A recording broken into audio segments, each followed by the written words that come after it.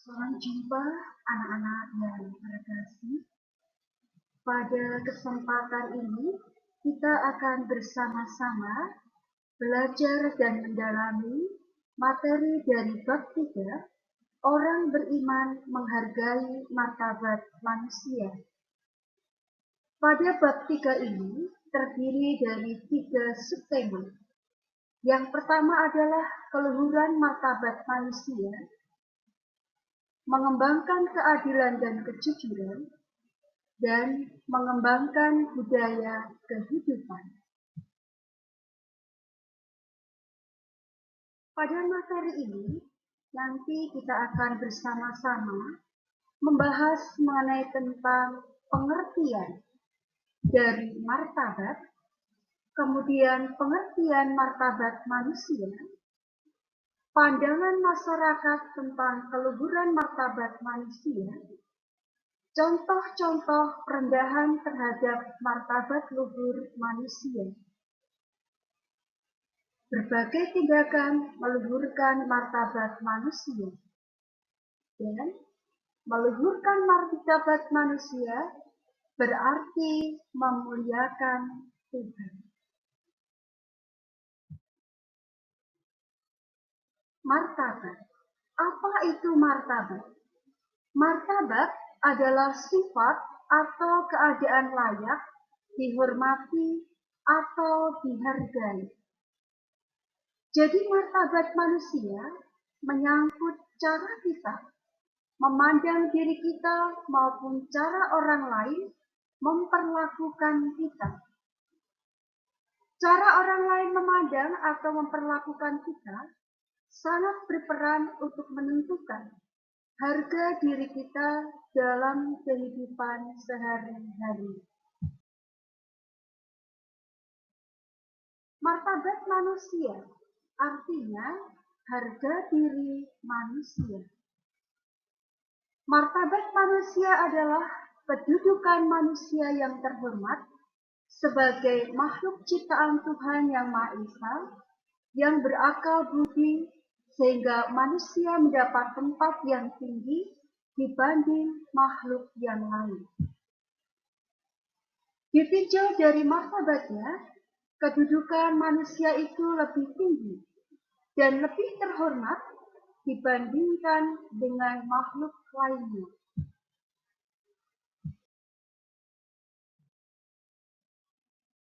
Lalu bagaimana pandangan masyarakat tentang keluhuran martabat manusia?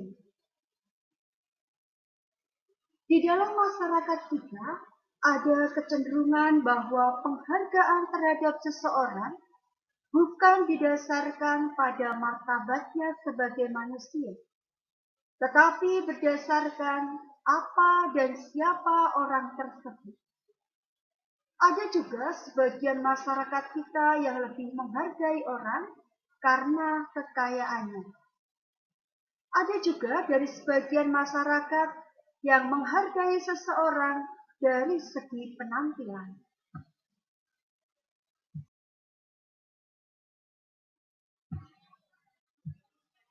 Contoh-contoh perendahan terhadap martabat luhur manusia. Yang pertama, memandang orang lain lebih rendah daripada diri kita. Memperlakukan orang lain dengan semena-mena menurut kemauan kita. Perbudakan, penindasan kaum buruh, mempekerjakan anak-anak di bawah usia kerja, intimidasi, penculikan, penahanan, dan sebagainya. Human trafficking.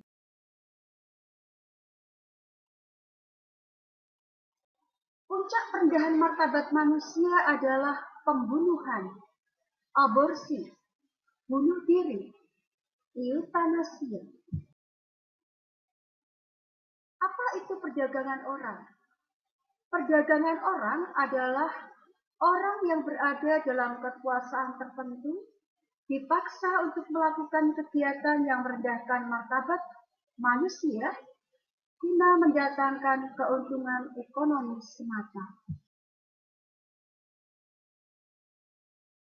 Perdagangan manusia juga diartikan sebagai sebuah kejahatan yang amat kecil, karena menempatkan manusia hanya sebagai alat sarana dan objek. Siapa saja pelaku perdagangan manusia? Ada orang tua atau kerabat, maklar, BNA, sindikat yang terorganisir, perusahaan angkatan laut, agen tenaga kerja, penduduk setempat, bidan, pemilik tempat penampungan tenaga kerja, tokoh masyarakat, atau aparat pemerintah. Jenis eksploitasi antara lain ada pramunisme, prostitusi paksa, eksploitasi transit, buruh perkebunan, pramusaji, pramuniaga, buruh pabrik, konstruksi atau buruh, kawin kontrak, penjaga atau pengasuh anak, kultural dancer, jual beli bayi, pengemis, pemulung, tukang pijat, nelayan, buruh migran, konsumsi pedofil. Penyebab perdagangan manusia. Apa saja penyebabnya? Ada KDRT, kemiskinan, pendidikan rendah, hidrat hutang, pola hidup konsumtif, perceraian, kurang kasih sayang orang tua, pengaruh sinetron atau iklan di dalam media, lapangan kerja kurang, tingkat pendapatan lebih tinggi di negara lain, pembangunan yang tidak merata.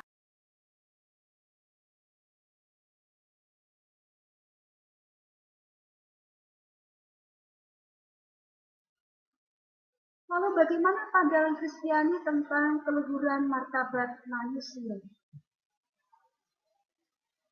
Iman Kristiani mengakui keluhuran martabat manusia. Manusia adalah citra Allah yang mempunyai kedudukan paling luhur di antara segala ciptaan Tuhan yang lainnya. Keluhuran martabat manusia sebagai citra Allah, terutama karena manusia dikasihi Allah secara khusus, bahkan hampir sama seperti Allah.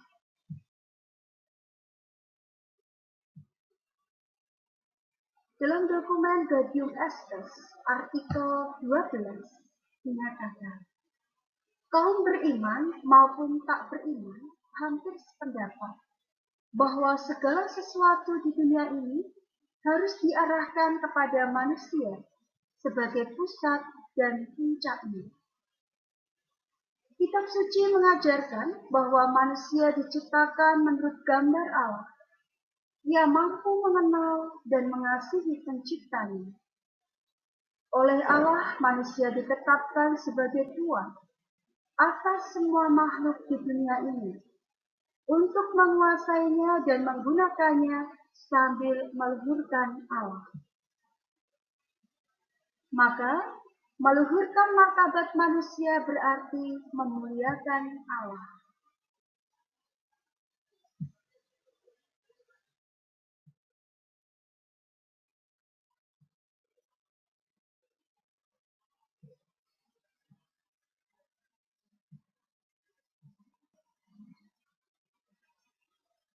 Perjuangan Yesus menjunjung tinggi martabat manusia. Bagaimana Yesus juga berjuang di dalam menjunjung tinggi martabat manusia? Yang pertama, Yesus lahir di tempat yang sangat sederhana, di kandang hewan, menunjukkan manusia itu harus dihormati, bukan dari tempat dilahirkan, melainkan dari keluhuran martabatnya. Yesus membela seorang wanita berzina yang hendak dirajam dengan dilempari batu oleh banyak orang. Yesus mengatakan, barang siapa di antara kamu tidak berdosa, hendaklah ia yang pertama melemparkan batu kepada perempuan itu. Ini terdapat dalam Injil Yohanes bab 8 ayat 7. Ia menegaskan bahwa manusia harus diperlakukan sesuai dengan martabatnya sebagai manusia yang juga memiliki kesempatan untuk bertobat.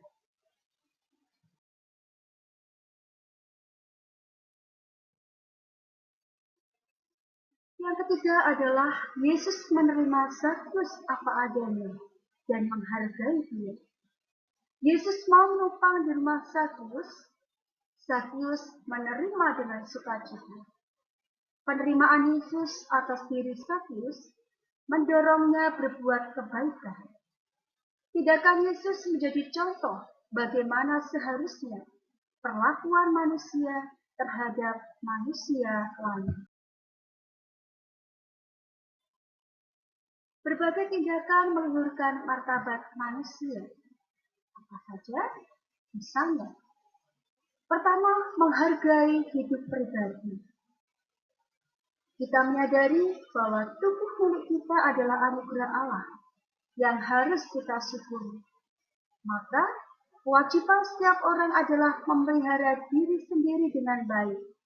Misalnya untuk memelihara tubuh, menjaga kesehatan kita dengan mandi, dengan makan dan minum yang cukup, dengan istirahat yang cukup, makanan-makanan yang bergizi.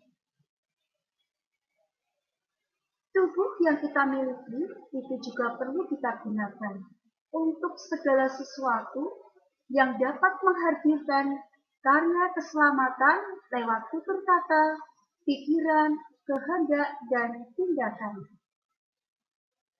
Membela mereka yang teraniaya dalam pergaulan. Ini contoh yang kedua tentang tindakan meluhurkan martabat manusia. Yang ketiga adalah membantu mereka yang miskin, yang sedang mengalami musibah. Berikutnya yang keempat, bekerja sama dan berjuang bersama orang lain. Memperjuangkan keluhuran martabat manusia berarti mengupayakan agar manusia bisa hidup secara manusiawi sebagai citra Allah. Membiarkan sesama dalam penderitaan, kelaparan, kemiskinan, penindasan sama, artinya melawan kehendak Allah. Menghargai orang lain sebagai pribadi, bukan karena yang dimilikinya. Ini contoh yang kelima tentang tindakan meluhurkan martabat manusia. Contoh yang keenam adalah bergaul dengan semua teman di sekolah, tanpa memandang kepandaiannya, suku, atau agamanya.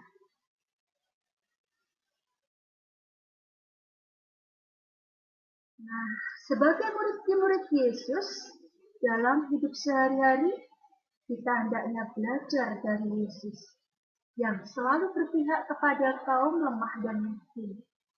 Demikian juga dalam hidup sehari-hari, kita harus mau menerima orang lain apa adanya.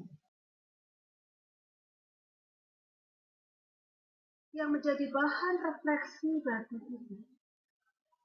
Sejak awal mula, manusia memiliki martabat yang luhur. Diciptakan menurut gambar dan rupa Allah. Manusia adalah citra Allah.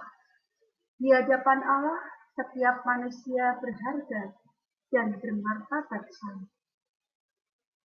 Yesus adalah pejuang sejati dalam memperjuangkan keluhuran martabat manusia. Bagaimana dengan diri kita sebagai muridnya? Apakah kita mau menerima keberadaan orang lain apa adanya? Ataukah kita melihat kekayaannya, menilai orang karena jabatannya, menghargai orang karena popularitasnya, ataukah karena penampilannya? Marilah pada kesempatan saat ini kita bersama-sama sejenak untuk merenungkan semua itu. Dan semoga berkat Tuhan menyertai